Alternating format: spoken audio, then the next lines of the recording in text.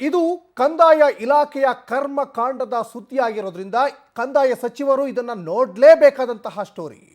ಸರ್ಕಾರಿ ಜಮೀನನ್ನ ಗುಳುಂ ಮಾಡಿರುವಂತಹ ಸ್ಟೋರಿ ಇದು. ಹಾಗಾಗಿ ಕಂದಾಯ ಸಚಿವರು ಕೃಷ್ಣ ಬೈರೇಗೌಡರು ನೋಡಲೇಬೇಕಾದಂತಹ ಸ್ಟೋರಿ. ಸರ್ಕಾರಿ ಜಮೀನು ಗುಳುಂ ಮಾಡಿ 3 ಅಂತಸ್ತಿನ ಕಟ್ಟಡವನ್ನ ಇಲ್ಲಿ ಲಪ್ಟಾಯಿಸಿದ್ದಾರೆ. 3 ಅಂತಸ್ತಿನ ಕಟ್ಟಡ ಈಗ ನಿರ್ಮಾಣ ಮಾಡಿಕೊಂಡಿದ್ದಾರೆ. ನಕಲಿ ದಾಖಲೆಗಳನ್ನು ಸೃಷ್ಟಿಸಿ ಗುಂಡು ತೋಪು ಸ್ಥಳವನ್ನ ಕಬಳಿಕೆ ಮಾಡಿಕೊಂಡಿದ್ದಾರೆ. ಸರ್ಕಾರಿ ಜಮೀನನ್ನ ಕಬಳಿಸಿರುವಂತಹ ಪಂಚಾಯಿತಿ ಸದಸ್ಯ, ಮಹದೇವಪುರ ಕ್ಷೇತ್ರದ ದೊಡ್ಡಗುಬ್ಬಿ ಪಂಚಾಯಿತಿ ಸದಸ್ಯ ಡಿ.ಪಿ. ಮೋಹನ್, ಗ್ರಾಮ ಪಂಚಾಯಿತಿಯ ಸದಸ್ಯ ಆತ ಡಿ.ಪಿ. ಮೋಹನ್ ಇಲ್ಲಿ ಜಾಗ ಕಬಳಿಸಿದ್ದಾರೆ. ರೆವಿನ್ಯೂ ಅಧಿಕಾರಿಗಳ ಸಾಥ್ ಆರೋಪ ಕೇಳಿ ಬರ್ತಾ ಇದೆ. ಹಾಗಾದ್ರೆ ಹೇಳೋರು ಕೇಳೋರು ಯಾರು ಇಲ್ವಾ ಇವರ ಅಕ್ರಮಕ್ಕೆ? ಹೆಸರಿಗಷ್ಟೇ ಪೊಲೀಸ್ ಠಾಣೆಯಲ್ಲಿ ದೂರನ್ನು ದಾಖಲಿಸಿದ್ದಾರೆ. ಇದು ದೊಡ್ಡಗುಬ್ಬಿ ಸರ್ವೆ ನಂಬರ್ 50ರಲ್ಲಿ ಬಿಲ್ಡಿಂಗ್ ತಲೆ ಎತ್ತಿದೆ. 3 ಅಂತಸ್ತಿನ ಮನೆ ಖಾತೆ ಮಾಡಿಕೊಟ್ಟಿದ್ದಾರೆ PDO, EO, ರೆವಿನ್ಯೂ ಅಧಿಕಾರಿಗಳು ಕೂಡ ಈಗ ಸಾಥ್ ಕೊಟ್ಟಿದ್ದಾರೆ ಅನ್ನೋದು ಕೂಡ ಗೊತ್ತಾಗ್ತಾ ಇದೆ.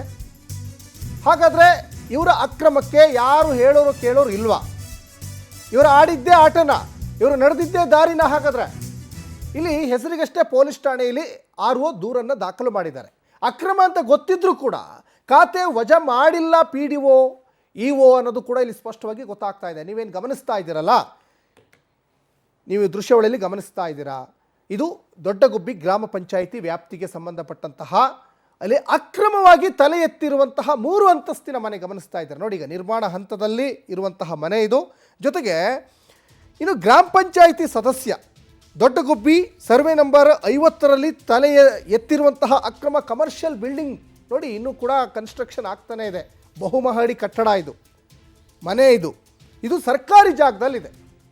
ಇತ್ತೀಚೆಗೆ ಏನು ಮಾಡ್ತು ಅಂದರೆ, ಈ ಹಿಂದಿನ BJP ಸರ್ಕಾರ ಆಗಿರ್ಬೋದು, ಈಗಿನ ಕಾಂಗ್ರೆಸ್ ಸರ್ಕಾರದಲ್ಲಿರ್ಬೋದು, ಇಲ್ಲಿ ಸರ್ಕಾರಿ ಜಾಗದಲ್ಲಿ ಒತ್ತುವರಿ ಮಾಡಿದಂತಹ ಕಾಂಪೌಂಡ್ ಕೂಡ ತೆರವು ಮಾಡಿದ್ರು. ಆದರೆ ಯಾರ್ದು? ಕೇವಲ ಬಡವರದು ಮಾತ್ರ ಕಾಂಪೌಂಡ್ ತೆರವು ಮಾಡಿದ್ರಿ. ಜಿಲ್ಲೆ ಬೆಂಗಳೂರು ಪೂರ್ವ ತಾಲೂಕು ಬಿದರಳ್ಳಿ ಹೋಬಳು ದೊಡ್ಡಗುಬ್ಬಿ ಗ್ರಾಮದ ಸರ್ವೆ ನಂಬರ್ 50 ಏನು ಸರ್ಕಾರಿ ಗುಂಡುತೋಪು ಜಮೀನಿರುವಾಗ ಯಾವುದೇ ಕಾರಣಕ್ಕೂ ಗ್ರಾಂಟ್ ಆಗೋದಿಲ್ಲ. ಈ ವಿಚಾರ ಇಟ್ಕೊಂಡು ಏನು DJ ಮೋಹನ್ ರವರು ಅವರು ಪಂಚಾಯಿತಿ ಸದಸ್ಯರು ಏನು ಮತದಾನ ಹಾಕುವರು ಏನಾದರೂ ಈ ರೀತಿ ಮಾಡಿಕೊಂಡ್ರೆ ಅವ್ರ ವಿರುದ್ಧವಾಗಿ ಕಾನೂನು ಕ್ರಮ ಮತ್ತು ಅವ್ರನ್ನ ಜೈಲು ಕಳಿಸುವಂಥ ಕೆಲಸ ಮಾಡ್ತಾರೆ. ಆದರೆ ಮತದಾನವನ್ನು ಹಾಕ್ಕೊಂಡು ನಾನು ಶಾಸಕರು, ನಾನು ಸಚಿವರು, ನಾನು ಪಂಚಾಯಿತಿ ಅಧ್ಯಕ್ಷನಂತ ಹಾಕ್ತಾರಲ್ಲ, ಅವ್ರು ಏನು ಬೇಕಾದರೂ ಮಾಡ್ಬೋದು ಅನ್ನೋ ಉದಾಹರಣೆ ಇದು ಈ ಬೆಂಗಳೂರು ಪೂರ್ವ ತಾಲೂಕು ಬಿದರಳ್ಳಿ ಹೋಬಳಿ ದೊಡ್ಡಗುಬ್ಬಿ ಸರ್ವೆ ನಂಬರ್ 50ರಲ್ಲಿ ಸ್ಪಷ್ಟವಾಗಿ ತೋರಿಸಿದೆ ಸರ್. ಗುಂಡುತೋಪು ಜಾಗದಲ್ಲಿ ಹಕ್ಕುಪತ್ರ ಇದೆ ಅಂತೇಳಿ ಮನೆ ಕಟ್ತಾ ಇದ್ದಾರೆ. ಅದರಲ್ಲಿ ವಿಶೇಷವಾಗಿ ಏನಂದ್ರೆ ಪಂಚಾಯಿತಿ ಅಭಿವೃದ್ಧಿ ಅಧಿಕಾರಿ ಏನು PDO ಕಚೇರಿ ಮುಂಭಾಗದಲ್ಲಿರ್ತಕ್ಕಂಥ ಜಾಗದಲ್ಲಿ ಒಂದು ಅನಧಿಕೃತ ಕಟ್ಟಡ 3 ಅಂತಸ್ತಿನ ಕಟ್ಟಡ ಅರ್ಜಿದಾರರು ನಮಗೆ ಅರ್ಜಿ ಕೊಟ್ಟಿದ್ದಾರೆ 4ನೇ ತಾರೀಕು. ಅದ್ರ ಮೇಲೆ ಸರ್ವೆ ಇಲಾಖೆಗೆ ಬರೆದಿವಿ.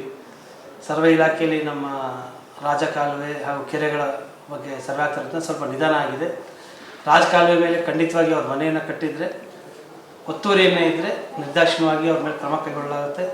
ರಾಜಕಾಲುವೆಯನ್ನು ಒತ್ತುವರಿಗೊಳಿಸೋದು ತಹಸೀಲ್ದಾರ್ ಕ್ರಮ ಆಗಿರುತ್ತೆ. BBMP ವ್ಯಾಪ್ತಿಯಲ್ಲಿ ಎಕ್ಸಿಕ್ಯೂಟಿವ್ ಇಂಜಿನಿಯರ್ ಲೇಕ್ಸ್ ಅದನ್ನು ಒತ್ತುವರಿ ತೆರವು ಮಾಡ್ತಾರೆ. ಪಂಚಾಯತಿ ವ್ಯಾಪ್ತಿಯಲ್ಲಿ ಪಂಚಾಯತಿಯವರು ಒತ್ತುವರಿ ತೆರವು ಮಾಡ್ತಾರೆ. ಸರಿ, ಈಗ ಅವರು ಸಂಬಂಧಪಟ್ಟಂಗೆ ಅದಕ್ಕೆ ಖಾತೆದಾರರು ಅವರು ಏನೋ ನಮಗೆ ಯಾವುದೋ ಒಂದು ಖಾತೆಗೆ ಇಶ್ಯೂ ಆಗಿದೆ. ಈ ಬಗ್ಗೆ ಹೆಚ್ಚಿನ ಡೀಟೇಲ್ಸ್ ಅನ್ನು ನಮ್ಮ ಪ್ರತಿನಿಧಿ ರಾಘವೇಂದ್ರ ಕೊಡ್ತಾ ಹೋಗ್ತಾರೆ. ರಾಘವೇಂದ್ರ, ಈಗ ಕಂದಾಯ ಇಲಾಖೆಗೆ ಸಂಬಂಧಪಟ್ಟಂತೆ ಗ್ರಾಮ ಪಂಚಾಯಿತಿ ಸದಸ್ಯನ ಕರ್ಮಕಾಂಡ ಈಗ ಬಠಬಯಲಾಗಿದೆ.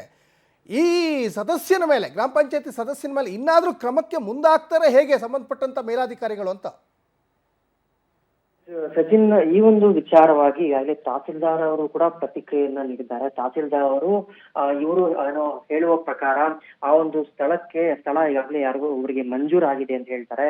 ಆದ್ರೆ ಅಲ್ಲಿನ ಆ ಸ್ಥಳಕ್ಕೆ ಯಾವುದು ಕೂಡ ಇದುವರೆಗೂ ನಾವು ಹಕ್ಕುಪತ್ರವನ್ನು ನೀಡಿಲ್ಲ ಅಂತೇಳಿ ಸ್ಥಳೀಯ ತಹಸೀಲ್ದಾರ್ ಅವರೇ ಏನು ಮಾಹಿತಿಯನ್ನ ಕೂಡ ಕೊಟ್ಟಿರೋದು.